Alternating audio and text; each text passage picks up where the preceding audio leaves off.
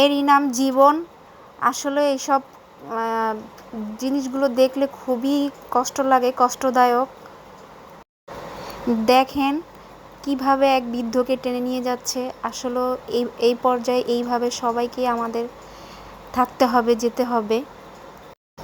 আসলে জীবনের কি নির্মম পরিহাস, মানতে না চাইলেও আমাদেরকে মানতে হবে। অনেক কিছু এখান থেকেই অনেক কিছু বোঝা যাবে, শেখা যাবে যে পরিস্থিতি কতটা কঠিন, বাস্তবতা কতটা কঠিন। আমরা আসলে সব কিছুতেই অসহায়। এর নামই হচ্ছে জীবন।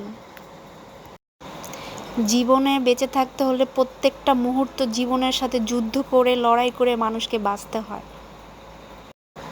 আসলে কোনো কিছুতে হার মেনে গেলে হবে না। এগুলো নিয়ে আমাদের সামনের দিকে এগিয়ে চলতে হবে। আল্লাহ পাক যেন কাউকেই অসহায় করে না রাখে, সবাইকে যেন সুস্থতা দান করে। এবং যারা আমরা সুস্থতা আছি, আল্লাহর রহমতে, আল্লাহর অনেক বড় এটা নিয়ামত, রহমত।